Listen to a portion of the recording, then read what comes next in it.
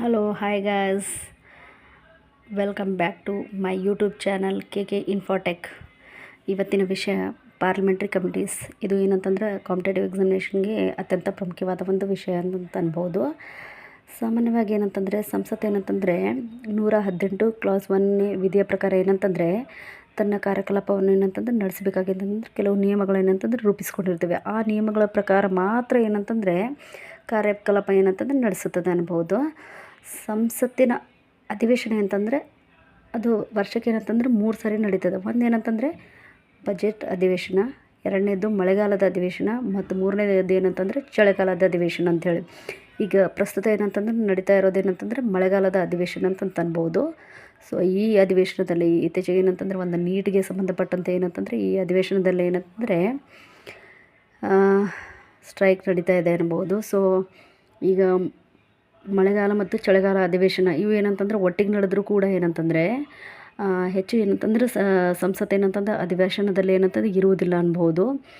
ಮಳೆಗಾಲದ ಅಧಿವೇಶನ, ಚಳಿಗಾಲದ ಅಧಿವೇಶನ ಮತ್ತು ಬಜೆಟ್ ಅಧಿವೇಶನ ಇವು 3 ನಡೆದರೂ ಕೂಡ ಏನಂತಂದರೆ ಸಂಸತ್ ಏನಂತಂದರೆ ಹೆಚ್ಚು ಏನಂತಂದರೆ ಸಮಯ ಅಧಿವೇಶನ ನಡೆಸುವುದಿಲ್ಲ. ಅದು ಏನು ಮಾಡ್ತದೆ ಅಂತಂದರೆ ಈ ಥರ ಅಧಿವೇಶನ ನಡೆಸೋದೇ ಏನಂತಂದರೆ ಕೆಲವು ಸಮಿತಿಗಳ ಮೂಲಕ ಏನಂತಂದರೆ ತನ್ನ ವ್ಯವಹಾರಗಳನ್ನು ಏನಂತಂದ್ರೆ ಅದು ನೋಡ್ಕೊಳ್ಳುತ್ತಿದೆ. ಆ ಸಮಿತಿಗಳನ್ನು ರಚನೆ ಮಾಡ್ತದೆ. ಆ ಸಮಿತಿಗಳ ಮೂಲಕ ಏನಂತಂದರೆ ತನ್ನ ದಿನನಿತ್ಯದ ವ್ಯವಹಾರ ಏನನ್ನು ನೋಡಿಕೊಂಡು ಹೋಗೋ ಸಲುವಾಗಿ ಏನಂತಂದರೆ ಸಮಿತಿ ರಚನೆ ಮಾಡ್ತದೆ. ಆ ರೀತಿ ಏನಂತಂದರೆ 2 ಸಮಿತಿ ಅವು ಪಾರ್ಲಿಮೆಂಟ್ರಿ ಸಮಿತಿ ಅಥವಾ ಸಂಸದೀಯ ಸಮಿತಿ ಅಂತೇಳಿ ಕರಿತೀವಿ ನಾವು. ಅದರಲ್ಲಿ ಪ್ರಮುಖವಾದದ್ದು ಏನಂದರೆ ಕಾಯಂ ಸಮಿತಿ ಮತ್ತು ಎರಡನೇದು ಏನಂತಂದರೆ ತಾತ್ಕಾಲಿಕ ಸಮಿತಿ. ಕಾಯಂ ಸಮಿತಿ ಅಥವಾ ಸ್ಟ್ಯಾಂಡಿಂಗ್ ಕಮಿಟೀಸ್ ಮತ್ತು ತಾತ್ಕಾಲಿಕ ಸಮಿತಿ ಅಂದರೆ ಅಡಾಕ್ ಕಮಿಟೀಸ್ ಅಂಥೇಳಿ. ಕಾಯಂ ಸಮಿತಿಗಳು ಅಂತಂದರೆ ಇವು ಸಾಮಾನ್ಯವಾಗಿ ಸಮಿತಿಗಳು ಅಂತಂದರೆ ಖಾಯಂ ಆಗಿರ್ತಾವೆ. ಇವು ಯಾವುದೇ ರೀತಿ ಏನಂತಂದರೆ ವಿಸರ್ಜನೆ ಆಗೋದಿಲ್ಲ ಅಂತ ಅನ್ಬೋದು. ಇದು ಪ್ರತಿ ವರ್ಷಕ್ಕೊಮ್ಮೆ ಅಥವಾ ನಿಗದಿತ ಅವಧಿಗೆ ಏನಂತಂದ್ರೆ ನೇಮಕವಾಗುತ್ತದೆ ಮತ್ತು ದಿನನಿತ್ಯದ ಕೆಲಸ ಕಾರ್ಯಗಳನ್ನು ನಿರ್ವಹಿಸ್ಕೊಂಡು ಹೋಗ್ತಾವೆ. ಆದರೆ ತಾತ್ಕಾಲಿಕ ಕಮಿಟಿ ಏನಿರ್ತಾವಲ್ಲ ಅಥವಾ ಅಡಾಕ್ ಕಮಿಟಿ ಏನಿರ್ತಾವಲ್ಲ ಈ ಕಮಿಟಿ ಏನಂತಂದರೆ ಇಂತಿಷ್ಟೇ ಅವಧಿಗೆ ಏನಂತಂದರೆ ನೇಮಕವಾಗಿ ಏನಂತಂದ್ರೆ ನಂತರ ಆ ಕೆಲಸ ಕಾರ್ಯ ಏನಂತಂದ್ರೆ ಮುಗಿದ ತಕ್ಷಣ ಅವು ವಿಸರ್ಜನೆ ಆಗಿಬಿಡ್ತಾವೆ. ಈಗ ಫಸ್ಟ್ ನಾವು ನೋಡೋದೇನಂತಂದರೆ ತಾತ್ಕಾಲಿಕ ಕಮಿಟೀಸ್ ಆಯಿತಾ. ಅದರಲ್ಲಿ ಪ್ರಮುಖವಾಗಿ ಖಾಯಂ ಸಮಿತಿ ನೋಡೋಣ. ಫಸ್ಟ್ ಇದೇ ಏನಂತಂದರೆ ಇಂಪಾರ್ಟೆಂಟ್ ಆದಂಥ ಒಂದು ಟಾಪಿಕ್ ಅನ್ಬೋದು. ಖಾಯಂ ಸಮಿತಿಯಲ್ಲಿ ಏನಂತಂದರೆ ಪ್ರಮುಖವಾಗಿ 3 ಕಮಿಟೀಸ್ ಮೀನ್ಸ್ ಇಂಪಾರ್ಟೆಂಟ್ ಅಂದರೆ ಇವೇನ್ಬೋದು 3 ಕಮಿಟೀಸ್ ಯಾವಪ್ಪ ಅಂತಂದರೆ ಒಂದು ಅಂದಾಜು ಸಮಿತಿ ಅಥವಾ ಕಮಿಟಿ, ಸಾರ್ವಜನಿಕ ಲೆಕ್ಕಪತ್ರ ಸಮಿತಿ ಮತ್ತು ಸಾರ್ವಜನಿಕ ಉದ್ದಿಮೆ ಕಮಿಟಿ. ಈ ಅಂದಾಜು ಸಮಿತಿ ಏನಿರ್ತದಲ್ಲ ಈ ಅಂದಾಜು ಸಮಿತಿ ಏನಂತಂದರೆ ಒಟ್ಟು ಸದಸ್ಯರ ಸಂಖ್ಯೆಯಲ್ಲಿ ಎಷ್ಟಿರ್ತದಪ್ಪ ಅಂತಂದರೆ 30 ಜನ ಏನಂತಂದ್ರೆ ಇರ್ತಾರೆ. ಈ 30 ಜನರಲ್ಲಿ ಏನಂತಂದರೆ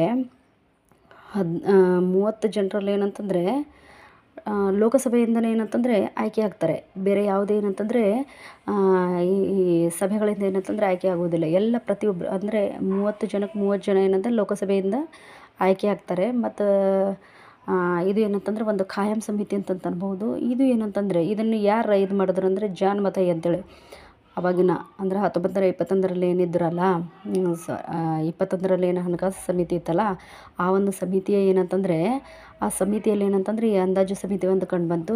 ಆ ಒಂದು ಸಮಿತಿಯಿಂದ ಏನಂತಂದರೆ ಆ ಒಂದು ಸಮಿತಿಯಲ್ಲಿರುವಂಥ ಈ ಒಂದು ಅಂದಾಜು ಸಮಿತಿಯನ್ನು ತೆಗೆದುಕೊಂಡು ಜಾನ್ ಮಥೈ ಅವರು ಏನು ಮಾಡ್ತಾರೆ 1950ರಲ್ಲಿ ಏನಂತಂದರೆ ಇವರು ಹಣಕಾಸು ಸಚಿವರು ಇರ್ತಾರೆ. ಈ ಹಣಕಾಸು ಸಚಿವ ಜಾನ್ ಮಥೈ ಅವರು ಏನಂತಂದರೆ 1950ರಲ್ಲಿ ಏನಂತಂದರೆ ಇದನ್ನು ರಚನೆ ಮಾಡ್ತಾರಂತ ಅನ್ಬೋದು. ಇದು ರಚನೆ ಮಾಡ್ತಾರೆ. ಇದು ಟೋಟ್ಲ್ ಏನಂತಂದರೆ 30 ಜನ ಸದಸ್ಯರನ್ನು ಒಳಗೊಂಡಿದ್ದು. ಇದರ ಅವಧಿ ಎಷ್ಟಿರ್ತಪ್ಪ ಅಂತಂದ್ರೆ 1 ವರ್ಷ ಏನಂತಂದರೆ ಇದರ ಅವಧಿ ಇರ್ತದೆ. ಎಲ್ಲ ಸದಸ್ಯರು ಏನಂತಂದ್ರೆ ಲೋಕಸಭೆಯಿಂದನೇ ಆಯ್ಕೆ ಆಗಿರ್ತಾರೆ. ಮತ್ತು ಇದ್ರದ್ದು ಏನು ಅಧ್ಯಕ್ಷ ಸ್ಥಾನವನ್ನು ಯಾರು ವಹಿಸ್ತಾರೆ ಅಂತಂದರೆ ಸ್ಪೀಕರ್ ಏನಿರ್ತಾರಲ್ಲ ಸ್ಪೀಕರ್ ಅವ್ರು ಏನಂತಂದರೆ ಇದರ ಸದಸ್ಯರು ಏನಿರ್ತಾರಲ್ಲ 30 ಜನ ಸದಸ್ಯರು ಆ 30 ಜನ ಸದಸ್ಯರಲ್ಲಿ ಏನಂತಂದರೆ ಒಬ್ಬರನ್ನು ಏನಂತಂದರೆ ಅಧ್ಯಕ್ಷರನ್ನಾಗಿ ಏನಂತಂದರೆ ಆಯ್ಕೆ ಮಾಡ್ತಾರಂತ ಅನ್ಬಹುದು. ಅಂದಾಜು ಸಮಿತಿ ಏನಂತಂದರೆ ನಿರಂತರವಾಗಿ ಇದರ ಪ್ರಮುಖ ಕೆಲಸ ಅಂತಂದರೆ ನಿರಂತರವಾಗಿ ಏನಂತಂದರೆ ಮಿತವ್ಯತೆಯನ್ನು ಸಾಧಿಸುವುದರಿಂದ ಅಂದರೆ ಹಣಕಾಸು ವ್ಯವಹಾರದಲ್ಲಿ ಏನಂತಂದರೆ ಮಿತವ್ಯತೆ ಸಾಧಿಸುವ ಉದ್ದೇಶದಿಂದ ಏನಂತಂದರೆ ಇದು ಕೆಲಸ ಕಾರ್ಯಗಳನ್ನು ನಿರ್ವಹಿಸ್ತದೆ. ಅದರ ಸಲುವಾಗಿ ಏನಂತಂದರೆ ಇದನ್ನು ನಿರಂತರವಾಗಿ ಮಿತವ್ಯತೆಯನ್ನು ಸಾಧಿಸುವ ಸಮಿತಿ ಅಂತ ಕೂಡ ಕರೀತಾರೆ.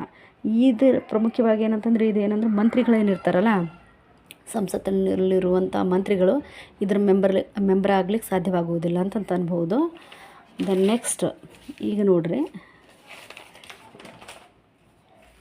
ಈ ಸಮಿತಿಯ ಮುಖ್ಯ ಕಾರ್ಯ ಅಂತಂದರೆ ಆಯವ್ಯಯ ಪಟ್ಟಿ ಏನಿದೆಯಲ್ಲ, ಸೊ ಆಯವ್ಯಯ ಪಟ್ಟಿ ಏನಂತಂದರೆ ಆಯವ್ಯಯ ಪಟ್ಟಿಯಲ್ಲಿರುವಂಥ ಏನಂತಂದರೆ ಅಂದಾಜುಗಳನ್ನು ಏನಂತಂದರೆ ಪರಿಶೀಲನೆ ಮಾಡ್ತದೆ. ಮತ್ತು ಏನಂದ್ರೆ ಸಾರ್ವಜನಿಕ ವೆಚ್ಚದಲ್ಲಿ ಏನಂತಂದರೆ ಆಗುವಂತಹ ಖರ್ಚು ವೆಚ್ಚಗಳನ್ನು ಏನಂತಂದರೆ ಖರ್ಚು ವೆಚ್ಚದಲ್ಲಿ ಅಂದರೆ ವೆಚ್ಚದಲ್ಲಿ ಏನಂತಂದರೆ ಮಿತವ್ಯಯತೆಯನ್ನು ಸಾಧಿಸುವ ಸಲುವಾಗಿ ಏನಂತಂದರೆ ಇದು ಸಲಹೆ ನೀಡ್ತದೆ. ಅಲ್ಲದೆ ಎಲ್ಲ ಅಂತಂದ್ರೆ ಅದಲ್ಲದೆ ಏನಂದ್ರೆ ಆಡಳಿತದಲ್ಲಿ ದಕ್ಷತೆ ಮತ್ತು ಏನಂತಂದ್ರೆ ಸುಧಾರಣೆ ಬಗ್ಗೆ ಏನಂತ ಕೂಡ ಇದು ಸಲಹೆ ನೀಡ್ತದೆ. ಸಾಮಾನ್ಯವಾಗಿ ಇದರಲ್ಲಿ ಏನಂತಂದರೆ ಡೆಪ್ಯೂಟಿ ಸ್ಪೀಕರ್ ಒಂದು ವೇಳೆ ಇದ್ರ ಸದಸ್ಯರಾಗಿದ್ದರೆ ಅವರೇನಂತಂದರೆ ಇದರ ಅಧ್ಯಕ್ಷತೆಯನ್ನು ವಹಿಸಿಕೊಳ್ಳಬಹುದು. ಮತ್ತು ಇದರ ಸದಸ್ಯರ ಆಯ್ಕೆ ಪ್ರಕ್ರಿಯೆ ಯಾವ ಥರ ನಡೀತದೆ ಅಂತಂದರೆ ಪ್ರಮಾಣಗುಣ ಪದ್ಧತಿಯ ಮೂಲಕ ಏನಂತಂದರೆ ಈ ಸದಸ್ಯರ ಏನಂತಂದರೆ ಆಯ್ಕೆ ಪ್ರಕ್ರಿಯೆ ನಡೀತದೆ ಅಂತ ಅನ್ಬೋದು. ಈ ಸಮಿತಿಯ ಒಟ್ಟು ಸದಸ್ಯರ ಸಂಖ್ಯೆ 30. ನೆನಪಿಡಿ, ಇದು ತುಂಬ ಇಂಪಾರ್ಟೆಂಟ್ ಆದಂಥ ಟಾಪಿಕ್ ಅಂತ ಅನ್ಬೋದು.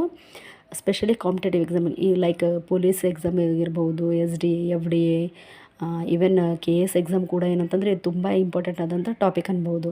ನೆಕ್ಸ್ಟ್ ಸಮಿತಿ ಯಾವಪ್ಪ ಅಂತಂದ್ರೆ ಸಾರ್ವಜನಿಕ ಲೆಕ್ಕಪತ್ರ ಸಮಿತಿ ಅನ್ಬೋದು. ಇದರ ಅವಧಿ ಕೂಡ ಏನಂತಂದರೆ 1 ವರ್ಷ. ಇದು ಕೂಡ ಏನಂತಂದರೆ ಈ ಒಂದು ಸದಸ್ಯರು ಏನಿರ್ತಾರಲ್ಲ ಆ ಸದಸ್ಯರು ಏನಂದರೆ ಪ್ರಮಾಣಗುಣ ಪದ್ಧತಿಯ ಮೂಲಕ ಏನಂತಂದರೆ ಆಯ್ಕೆ ಆಗ್ತಾರೆ. ಒಟ್ಟು ಸದಸ್ಯರ ಸಂಖ್ಯೆ ಇಲ್ಲಿ ಚೇಂಜ್ ಆಗ್ತದೆ. ಅಂದಾಜು ಸಮಿತಿಯಲ್ಲಿ 30 ಜನ ಇದ್ದರೆ ಇಲ್ಲೇನಂದರೆ 27 ಜನ ಇರ್ತಾರೆ. 27 ಜನ ಅದರಲ್ಲಿ ಏನಂತಂದರೆ 15 ಜನ ಏನಂತಂದರೆ ಲೋಕಸಭೆಯಿಂದ ಆಯ್ಕೆ ಆಗಿದ್ದರೆ 7 ಜನ ಏನಂತಂದರೆ ರಾಜ್ಯಸಭೆಯಿಂದ ಏನಂತಂದರೆ ಆಯ್ಕೆ ಆಗ್ತಾರೆ. ಬಟ್ ಇಲ್ಲೇನಂತಂದರೆ ಅಲ್ಲಿ ಮೆಂಬರಲ್ಲಿ ಏನಂತಂದರೆ ಸ್ಪೀಕರ್ ಏನು ಮಾಡ್ತಾರೆ, ಒಬ್ಬರಿಗೆ ಅಂದಾಜು ಸಮಿತಿಯಲ್ಲಿ ಒಬ್ರಿಗೆ ಏನು ಮಾಡ್ತಾರೆ, ಮೆಂಬರ್ಸ್ ಏನಿರ್ತಾರಲ್ಲ 30 ಜನ ಅದರಲ್ಲಿ ಒಬ್ರಿಗೆ ಏನಂತಂದರೆ ಅಧ್ಯಕ್ಷರನ್ನಾಗಿ ಮಾಡ್ತಾರೆ. ಬಟ್ ಈ ಸಾರ್ವಜನಿಕ ಲೆಕ್ಕಪತ್ರ ಸಮಿತಿ ಏನಿದೆಯಲ್ಲ ಇದರಲ್ಲಿ ಏನು ಮಾಡ್ತಾರೆ ಅಂದರೆ ಇದ್ರದ್ದು ಅಧ್ಯಕ್ಷತೆ ಯಾರು ವಹಿಸ್ತಾರೆ ಅಂತಂದರೆ ಯಾವಾಗಲೂ ವಿರೋಧ ಪಕ್ಷದ ನಾಯಕ ಏನಿರ್ತಾರಲ್ಲ ಆ ವಿರೋಧ ಪಕ್ಷದ ನಾಯಕ ಏನಂತಂದರೆ ಇದರ ಅಧ್ಯಕ್ಷತೆಯನ್ನು ವಹಿಸ್ತಾರೆ ಅಂತ ಅನ್ಬೋದು. ಸಾಮಾನ್ಯವಾಗಿ ಏನಂತಂದರೆ 1966-67ರವರೆಗೆ ಏನಂತಂದರೆ ಆಡಳಿತ ಪಕ್ಷ ಏನಿರ್ತದ್ರೆ ಅದರಲ್ಲೇ ಏನಂತಂದ್ರೆ ಒಬ್ಬರಿಗೆ ಅಧ್ಯಕ್ಷತೆ ಸ್ಥಾನವನ್ನು ಕೊಡ್ತಿದ್ರು. ಬಟ್ 67ರ ನಂತರ ಏನಂತಂದರೆ ವಿರೋಧ ಪಕ್ಷದ ನಾಯಕನನ್ನು ಏನಂತಂದರೆ ಇದ್ರದ್ದು ಏನಂತಂದರೆ ಈ ಒಂದು ಕಮಿಟಿ ಏನಂತಂದರೆ ಅಧ್ಯಕ್ಷ ಸ್ಥಾನವನ್ನು ವಹಿಸಿಕೊಡಲಾಯ್ತು ಅಂತ ಅನ್ಬೋದು. ದೆನ್ ನೆಕ್ಸ್ಟ್ ಇದು ಯಾವಾಗ ರಚನೆ ಆಯಿತು ಅಂತಂದರೆ 1921ರಲ್ಲಿ ರಚನೆ ಆಯಿತು. ಯಾವ ಒಂದು ಕಾಯ್ದೆ ಮೂಲಕ ಅಂದರೆ ಭಾರತ ಸರ್ಕಾರದ ಕಾಯ್ದೆ 1919ರ ಕಾಯ್ದೆಯ ಪ್ರಕಾರ ಏನಂತಂದರೆ ಇದು ರಚನೆ ಆಯಿತು. ನೆನ್ಪಿಡ್ರಿ, ಭಾರತ ಸರ್ಕಾರದ ಕಾಯ್ದೆ 1919ರ ಪ್ರಕಾರ 1921ರಲ್ಲಿ ಸಾರ್ವಜನಿಕ ಲೆಕ್ಕಪತ್ರ ಸಮಿತಿ ಏನಂತಂದರೆ ರಚನೆ ಆಯ್ತು ಅನ್ಬೋದು.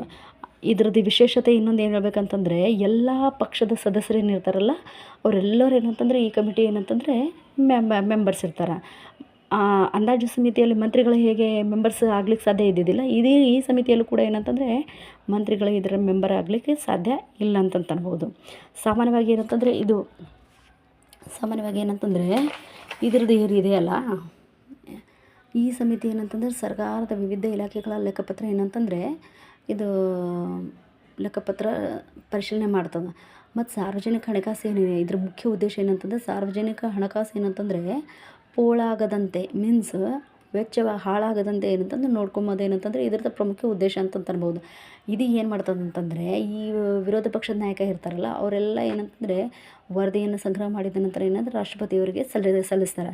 ರಾಷ್ಟ್ರಪತಿಯವರು ಏನು ಮಾಡ್ತಾರೆ ಅಂತಂದರೆ ವರದಿಯನ್ನು ಅಂದರೆ ಸಾರ್ವಜನಿಕ ಲೆಕ್ಕಪತ್ರ ಸಮಿತಿಯ ವರದಿಯನ್ನು ಏನಂತಂದರೆ ಸಂಸತ್ನಲ್ಲಿ ಮಂಡನೆ ಮಾಡ್ತಾರೆ.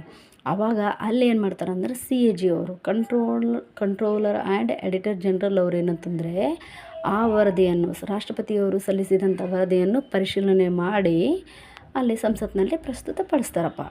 ಈ ಥರ ಇದು ಆಗ್ತದೆ. ಈ ಥರ ಏನಂತಂದರೆ ಇದು ಕೆಲಸ ನಿರ್ವಹಿಸ್ತದೆ ಅಂತ ಅನ್ಬೋದು. ಅದಾದ ನಂತರ ಏನಂತಂದರೆ ಈ ಸಮಿತಿಯಲ್ಲಿ ಸದಸ್ಯರು ಯಾವ ಥರ ಅಂತಂದರೆ ಸದಸ್ಯರು ಏನಿರ್ತಾರಲ್ಲ ಟೋಟಲ್ ಏನಂತಂದರೆ 22 ಜನ ಇರ್ತಾರೆ. ಅದರಲ್ಲಿ 2/3 ಸದಸ್ಯರು ಏನಂತಂದರೆ ಆಡಳಿತ ಪಕ್ಷಕ್ಕೆ ಸೇರಿದವರೇ ಆಗಿರ್ತಾರೆ.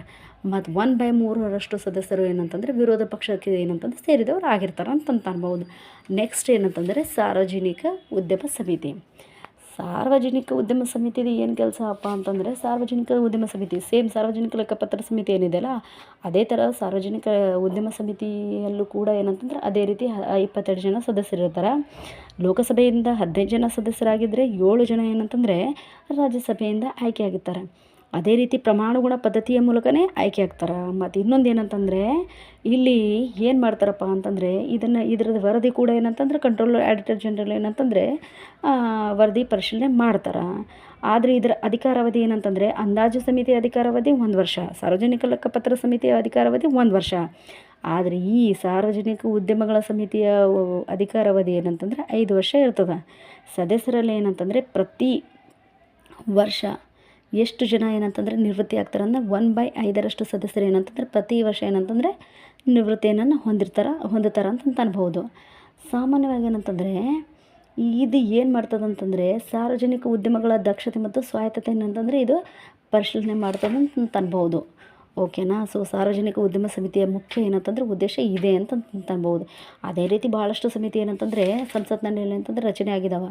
ಸ್ಪೆಷಲಿ ಏನಂತಂದರೆ ಸರ್ಕಾರದ ಭರವಸೆಗಳ ಮೇಲಿನ ಸಮಿತಿ ಆಗಿರ್ಬೋದು, ವ್ಯವಹಾರ ಸಲಹಾ ಸಮಿತಿ ಆಗಿರ್ಬೋದು, ಸಾರ್ವಜನಿಕ ನೆಕ್ಸ್ಟ್ ಏನಂತಂದರೆ ಪರಿಶಿಷ್ಟ ಜಾತಿ ಪರಿಶಿಷ್ಟ ಪಂಗಡಗಳ ಮೇಲಿನ ಸಮಿತಿ ಆಗಿರ್ಬೋದು, ನಿಯಮಗಳ ಸಮಿತಿ ಆಗಿರ್ಬೋದು, ಗೈರು ಹಾಜರಿ ಸಮಿತಿ ಆಗಿರ್ಬೋದು, ನೀತಿ ಸಂಹಿತೆ ಸಮಿತಿ ಆಗಿರ್ಬೋದು, ಗ್ರಂಥಾಲಯ ಸಮಿತಿ ಆಗಿರ್ಬೋದು, ಸದನ ಸಮಿತಿ, ಈ ಥರ ಬೇರೆ ಬೇರೆ ಸಮಿತಿ ಇವೆ ಅಂತ ಅನ್ಬೋದು. ಆದರೆ ಮೋಸ್ಟ್ ಇಂಪಾರ್ಟೆಂಟ್ ಏನಂತಂದರೆ ಕಾಂಪಿಟೇಟಿವ್ ಎಕ್ಸಾಮ್ ದೃಷ್ಟಿಯಿಂದ ನೋಡಿದ್ರೆ ಅಂದಾಜು ಸಮಿತಿ, ಸಾರ್ವಜನಿಕ ಲೆಕ್ಕಪತ್ರ ಸಮಿತಿ ಮತ್ತು ಸಾರ್ವಜನಿಕ ಉದ್ಯಮ ಸಮಿತಿ ಏನಂತ ಮೋಸ್ಟ್ ಇಂಪಾರ್ಟೆಂಟ್. ಸೊ ಇವತ್ತಿಗೆ ಏನಂತಂದರೆ ಈ ಸಮಿತಿಯ ಬಗ್ಗೆ ಏನಂತಂದ್ರೆ ನಾವು ಡಿಸ್ಕಷನ್ ಮಾಡಿದೆ. ಸೊ ನೆಕ್ಸ್ಟ್ ಬೇರೆ ಒಂದು ಚಾಪ್ಟರ್ನೊಂದಿಗೆ ಏನಂತಂದರೆ ಅಥವಾ ಬೇರೆ ಒಂದು ವಿಷಯದೊಂದಿಗೆ ಭೇಟಿಯಾಗೋಣ. So bye. ಪ್ಲೀಸ್ ಸಬ್ಸ್ಕ್ರೈಬ್ ಮಾಡಿ ನನ್ನ ಚಾನಲ್.